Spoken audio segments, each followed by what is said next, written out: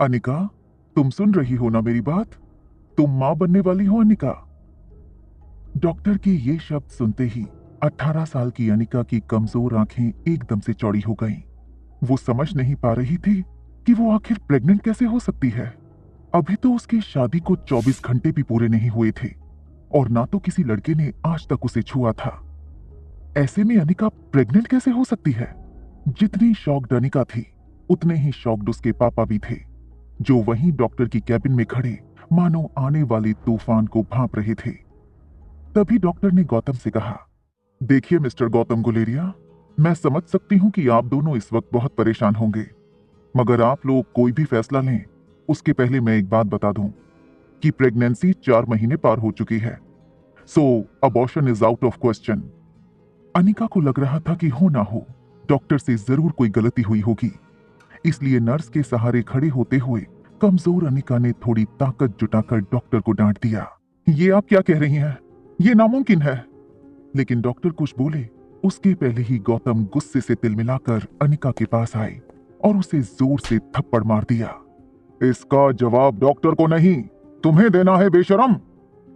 अक्सर कार की back seat पर बैठने वाले गौतम आज अनिका को पीछे बैठाकर खुद ड्राइवर के साथ वाली सीट पर बैठ गए थे, मानो ऐसा करके वो अनिका को अपनी नाराजगी जता रहे हों। अनिका जानती थी कि एक बेटी होने के नाते आज उसने अपने पिता को दुनिया का सबसे बड़ा दुख दिया था, एक बिन ब्याही मां बनकर। इतना दुख उन्हें अनिका की मां के गुजरने पर भी नहीं हुआ होगा। लेकिन ये सब जानते हुए भी अनिका फिलहाल कुछ भी करने के लिए फिजिकली या मेंटली सक्षम नहीं थी। उसका शरीर कार की बैक सीट पर कमजोरी के साथ साथ शर्म से मानो जम गया था।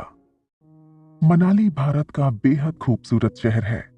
यहाँ देश विदेश से आए टूरिस्ट के कारण शहर में रौनक लगी रहती है, मगर अनिका को ऐसा लग रहा था मानो आज मनाली का हर इंसान उसे सवालिया नजरों से बस एक ही सवाल पूछ रहा हो कि आखिर कौन है इस बच्चे का बाप। लेकिन इसका जवाब तो अनिका के पास भी नहीं था। वो बस नम आंखों से एक ही बात सोची जा रही थी कि जब आज तक उसे कभी किसी लड़के ने छुआ तक नहीं, तो वो प्रेग्नेंट कैसे हो सकती थी। अनिका इसी उधेड़बुन में थी, तभी उसकी कार उसके घर के बहुत ही बड़े लेकिन पुराने और जंग लगे गेट में एंटर होती है। गुलेरिया हाउस ब्रिटिश के जमाने का मकान था। कहा जाता था यहाँ इंग्लैंड के अधिकारी वेकेशन मनाने आते थे। पुराने मगर शानदार एंटिक्स, बड़ा गार्डन और बीच में फव्वारा। लेकिन अच्छे से मेंटेन न करने की वजह से पिछले कुछ सालों से थोड़ा बंजर सा लगने लगा था।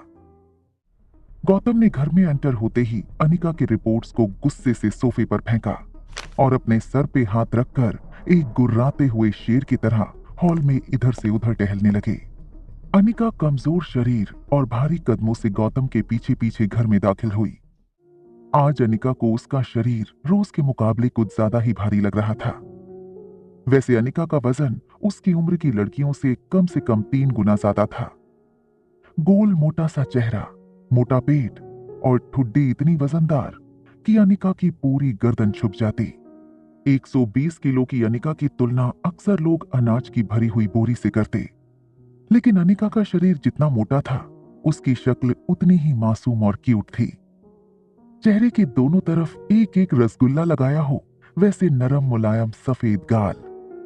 ठंड की वजह से हमेशा लाल रहती उसकी नाक और पूरे जहां की मासूमियत को समेट कर बनाई गई हो वैसी उसकी 2 आंखें। लेकिन आज तक किसी को उसका मासूम चेहरा नहीं दिखा। दिखा था तो बस उसका शरीर, बेडोल और निराकार। बिन मां की बच्ची अनिका को आज सबसे ज्यादा जरूरत थी तो उसके पापा के इमोशनल सपोर्ट की। इसलिए अनिका नम आंखों से गौतम की तरफ बढ़ी ही थी कि तभी गौतम भारी पहाड़ी आवाज में उस पर गरज पड़े। मुश्किल से एक मौका मिला था हमें हमारी जिंदगी को थोड़ा बेहतर बनाने का। नसीब वाली थी तुम जो डोगरा खानदान के इकलौते वारिस कुणाल डोगरा से तुम्हारी शादी हुई थी। डू यू नो कितने पावरफुल हैं वो लोग? मनाली का सबसे पावरफुल खानदान डोगराज। हमारे सारे कर्ज, पेंडिंग कोर्ट केस, हमारी हर तकलीफ से हमें बाहर निकाला था उन लोगों ने।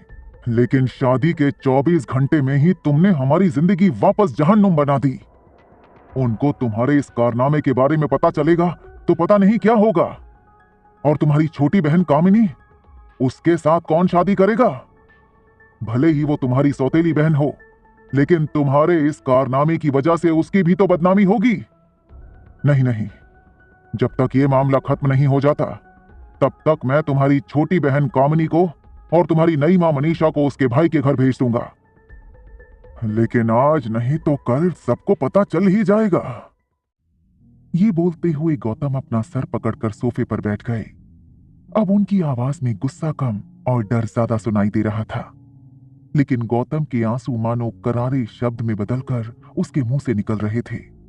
तेरा पति कुणाल तो शादी करते ही 1 घंटे के अंदर ही शहर चला गया था।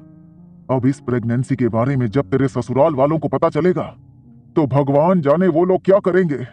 समाज में इज्जत तो उछलेगी ही, मगर हम फिर से उसी दलदल में फंस जाएंगे जहां से निकाल कर लाए थे हमें वो लोग। काश तुम भी अपनी मां के साथ ही। अनिका वो सुन चुकी थी जो गौतम कहते कहते रुक गया था। अनिका को कड़वे शब्द सुनने की आदत तो थी ही, मगर आज सवाल उठा था उसके चरित्र पर, उसकी पवित्रता पर। अनिका इस चक्रव्यूह से जल्द बाहर निकलना चाहती थी, मगर उसे कुछ समझ नहीं आ रहा था कि वो क्या करे। वो सोच रही थी कि जो कुछ भी हो रहा है, अगर वो झूठ था तो फिर उसके पेट में सांस लेने को उत्सुक ये सच क्या था।